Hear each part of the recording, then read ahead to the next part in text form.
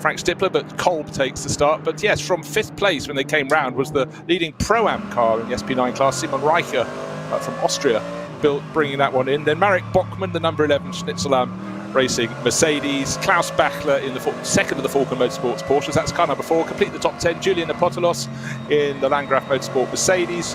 Guido Dumoulin in 9th place. And I think we've had a delayed start for car number 120. It's listed as out. Did it just dive in? It came into the pits and it's gone out again. Out again, yes. Okay, that was car 20. So that will elevate K. Kramer Racing. Yeah, car number 120. David Yarn at the wheel of that. So, for a lot of the drivers, they are in traffic, but of course the driver that started front, he's got nobody ahead of him, and that's Alessio Picariello. So it'll be interesting to see what sort of lap pace we can get. The fastest lap quite late last night was 8 minutes 2.56 seconds, and that was Kuba Giamasiak. He's running in 3rd place. I don't think we'll get down there just yet. The cars that stopped on that first lap were, as you pointed out, 2023, the Lion Speed car collection car. 120 we've just mentioned, which of course was the via WS Motorsport Porsche. We just saw that into the pits. 107 also came in, the Team Natal Racing 911 GT3. We also had 36, which is the Valkenhorst BMW. Friedrich von Berlen pitted as well. And much further down the field, of course, with the 900 numbers, 969, and also came into the pits on that end of that first lap.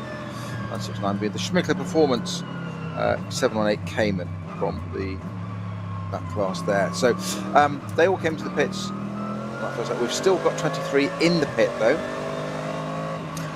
Right, in answer to a question you haven't asked, how many cars took the start today? 101. Last night we had 98. We had 98 listed as finishers, but of course that number 24 Audi has been allowed to continue because that had fallen. I love that. Theoretically. So more cars started the race than finished yesterday than started yesterday. Magic is a wonderful, wonderful thing. So clearly, whatever dispensations were required have been met. We started yesterday with 115 cars, and frankly, with the weather changing as frequently as it was, I did begin to feel that we wouldn't see that many getting to the checkered flag at the end of the first half of the 12 hours yesterday evening.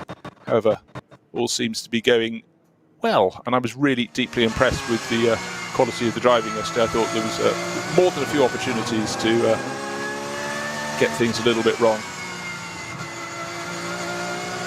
But for Alessio Picariello, let's take a little look at the pace that he's starting to get around the lap. He's not rocketing away at all, because Bjorn Grossman is doing a much better job in the Octane 126 Ferrari. What was the gap for the number 3 Porsche race finish yesterday? What was the leading gap to? 59.9 seconds.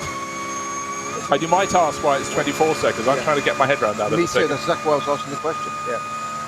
It's almost as they didn't show the green flag to the race leader as soon as they showed it further back.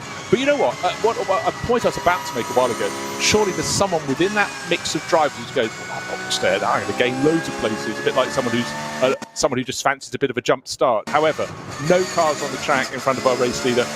And for Alessio Picariello, that's exactly what he wants, to lay down some quick laps now in conditions they didn't enjoy very much yesterday. They didn't really get many times. It's only in about the 5th hour they ever got a completely dry track, but even so, at that point it was a little damp offline.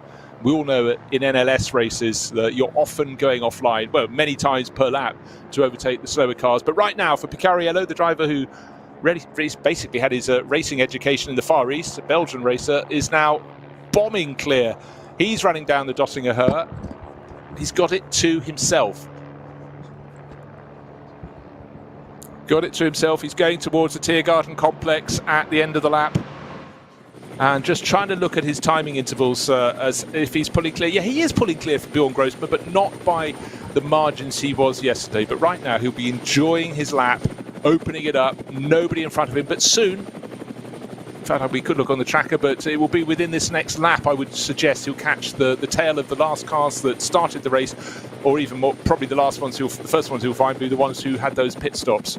Still some other cars in the pit lane, some still leaving after their pit stop at the end of racing, lap 1, but this is the first full racing lap at racing speed, 8 minutes 5.5 seconds, well, right on the money there for Picariello in terms of pace, and looking to see what his margin will be over the Octane 126 Ferrari that was second to the checkered flag last night.